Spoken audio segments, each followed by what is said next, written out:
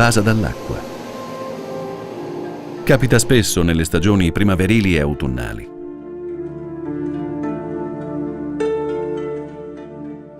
Il paese di Ariano nasce nell'XI secolo lungo la romana via Popiglia e diventa centro di commercio grazie al porto. È la sede del Parco regionale veneto del Delta del Po. La barca scivola senza fretta sul Po di Goro, tra filari di pioppi, a perdita d'occhio.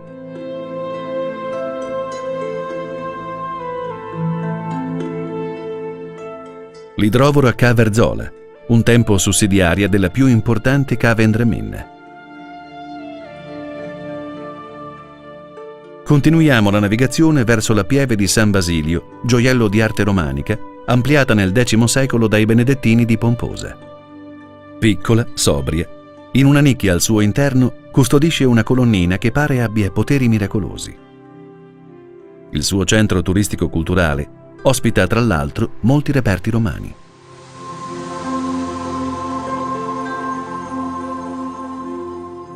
Nelle vicinanze si può ammirare uno degli alberi più antichi d'Italia, una quercia secolare, 450 anni ben portati.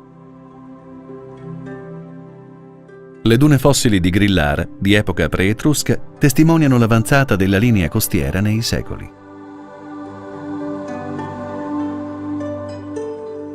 Dal fiume riconosciamo il Palazzo Nichetti del primo Novecento.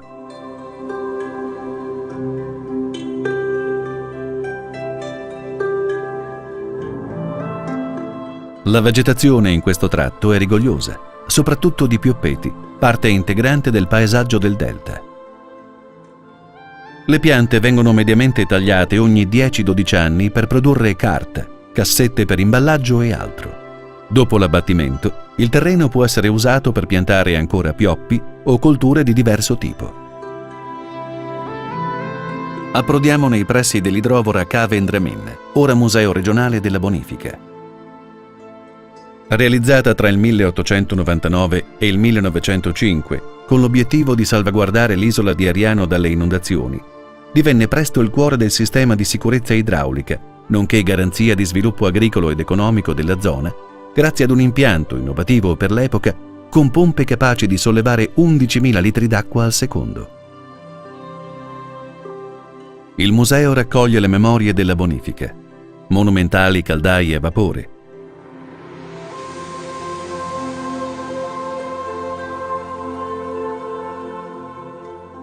molti utensili da lavoro nell'officina destinata alla manutenzione e riparazione dei macchinari.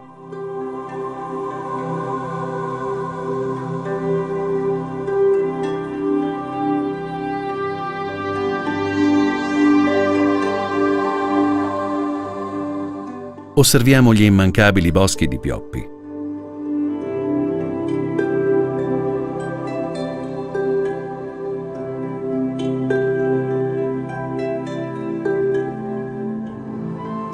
Un airone cinerino spicca al volo al nostro passaggio.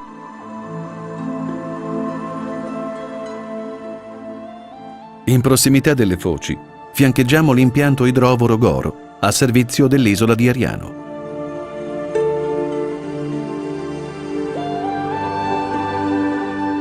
Sospese sull'acqua, le bilance da pesca sono in attesa del pesce di passaggio, come cefali e anguille. Uno degli ultimi ponti di barche sul delta, a Gorino Veneto. Da qui fino alle foci è un andare calmo e riflessivo tra i canneti. Ecco il faro di Goro, guardiano alla foce del fiume.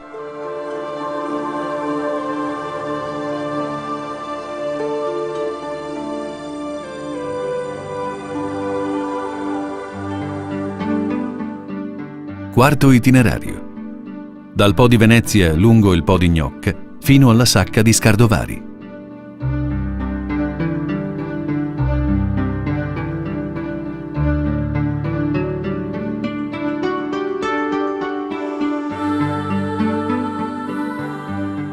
Il Po di Gnocca si stacca dal corso principale del Po di Venezia e forma l'isola della Donzella, il cui comune è Porto Tolle. È terra giovanissima, formata dai sedimenti del Po dopo il taglio di Portoviro. Il grande zuccherificio, attivo fino agli inizi degli anni 70. Proseguiamo verso sud. Sulla riva qualche capanno di legno come rifugio per barche e attrezzi da pesca.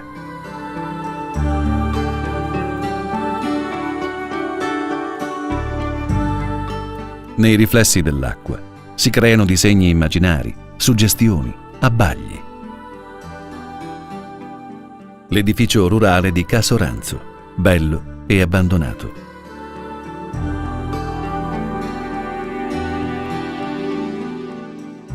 Nel delta il grano ha trovato il posto giusto per crescere rigoglioso ed essere una risorsa preziosa per gli agricoltori.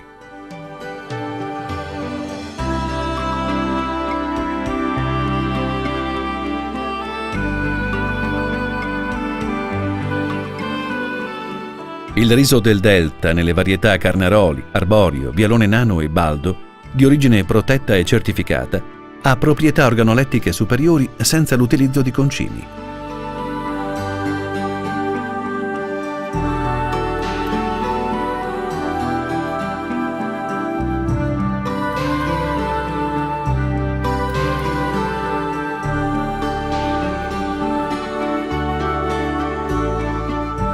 Continuiamo a navigare superando rive piene di canneti fino ad arrivare al ponte di barche a Santa Giulia, Polesine dei Sospiri.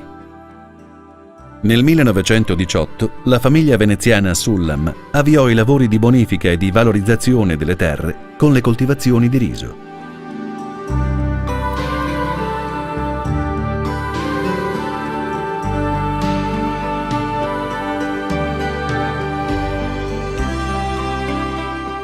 Entriamo in una zona palustre avvolta principalmente da canneti.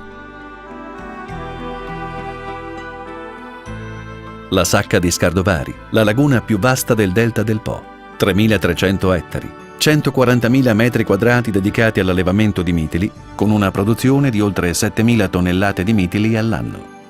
Intorno a noi solo acqua e silenzio, a volte rotto dal grido di un gabbiano. Risalendo la Sacca degli Scardovari verso sinistra, troviamo il biotopo Val Bonello, conosciuto per la vallicoltura seguita attentamente dai tecnici dell'azienda pilota. L'oasi di Camello è una palude di acqua dolce che racchiude tutti gli ambienti tipici del delta.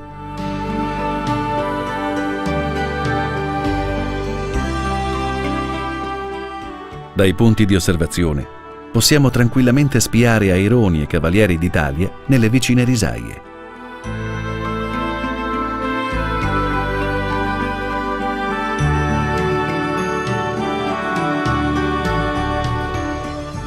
Nella Sacca risalta il rudere di un magazzino per lo stoccaggio del riso.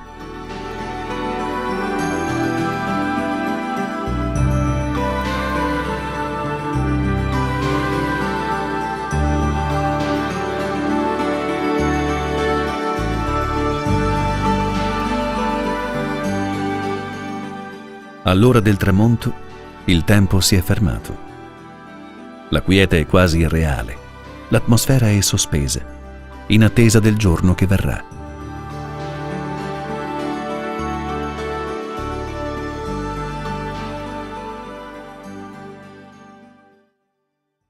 Quinto itinerario.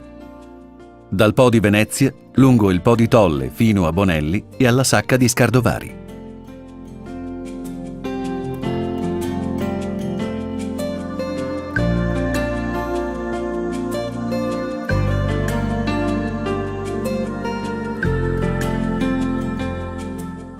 Siamo sul Po di Venezia. Il centro di documentazione della civiltà contadina di Catiepolo raccoglie diverse testimonianze sulle tradizioni dell'agricoltura, oggetti di lavoro e di uso quotidiano che tengono viva la memoria del tempo che fu.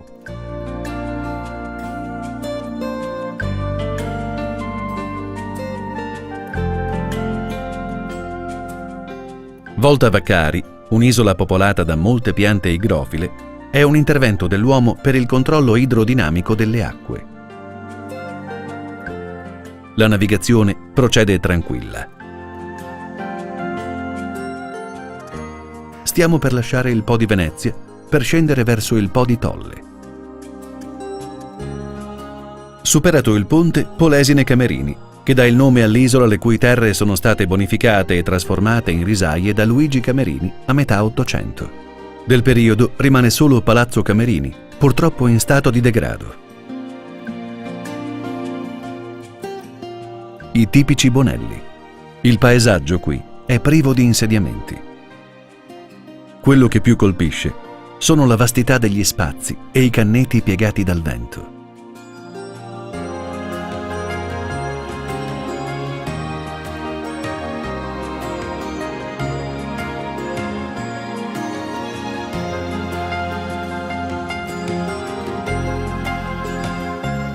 Ruderi di vecchi magazzini e silos semisommersi, testimoni di un passato di lavoro nelle risaie, prima dell'alluvione del 1957 e dell'abbassamento del suolo causato dall'estrazione di gas metano.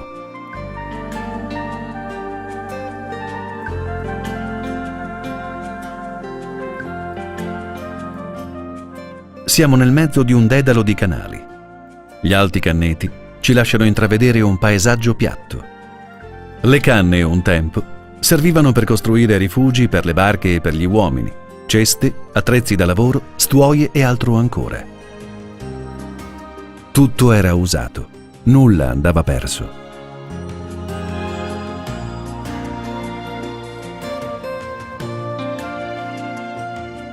Aironi e garzette festeggiano l'arrivo della primavera.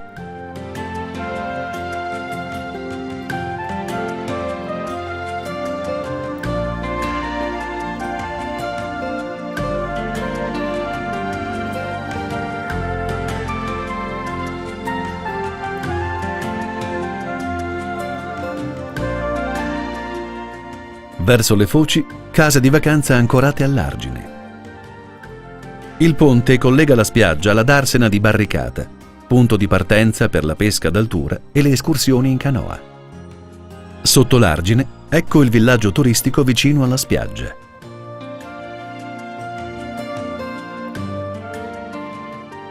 Risaliamo la sacca di Scardovari sulla destra. La grande laguna ha sempre basato la sua economia sulla pesca.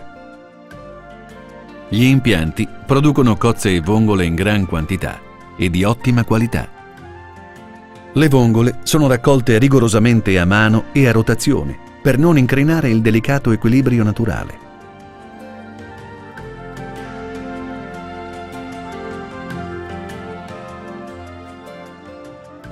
Lo stabulario del Consorzio di Scardovari per la depurazione dei mitili è il più grande d'Italia e può pulirne oltre 1000 quintali al giorno.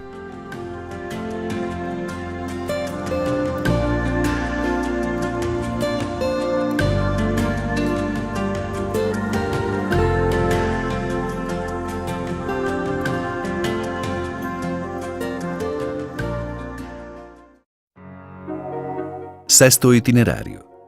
Dal Po di Pila alla laguna di Barbamarco, all'isola della Batteria, alle lagune del Basson e del Canarin.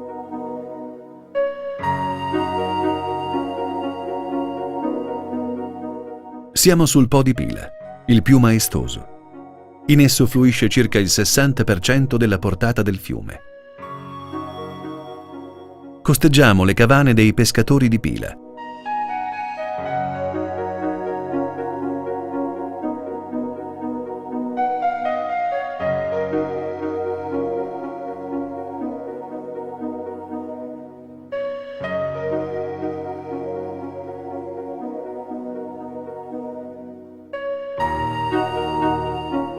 Alle prime luci dell'alba entriamo nella laguna di Barbamarco, che si estende per circa 800 ettari ed è circondata da 4 valli da pesca.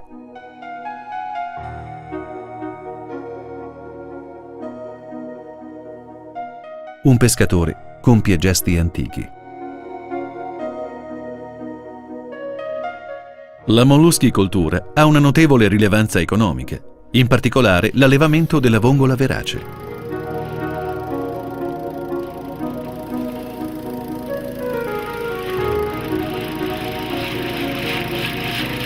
I vongolari raccolgono, selezionano, insaccano le vongole che vengono depurate allo stabulario di Scardovari e poi portate ai mercati ittici. A Pila ogni pomeriggio si effettua l'asta del pesce di mare, fiume, valle e laguna.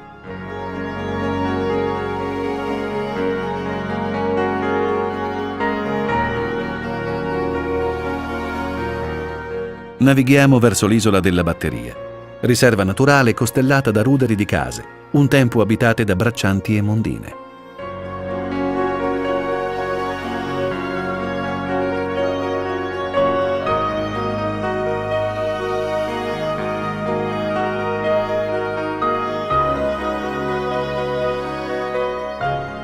Ci facciamo strada tra i canneti.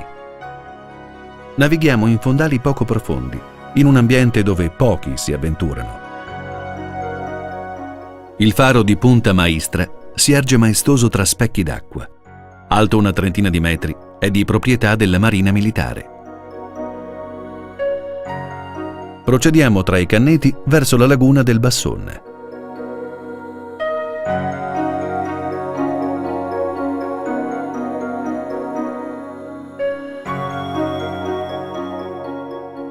Incontriamo un pescatore solitario. Molti registi hanno preso il grande fiume e il suo delta come scenografia ideale. Molti scrittori sono rimasti affascinati da questa terra di miti e leggende. Molti fotografi hanno cercato di fissarne l'atmosfera impalpabile.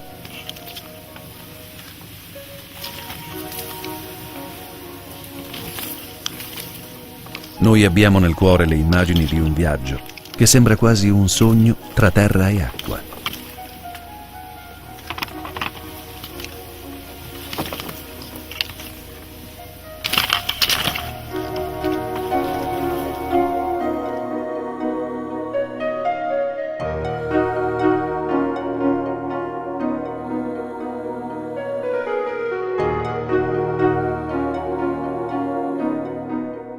Entriamo nella sacca del Canarin.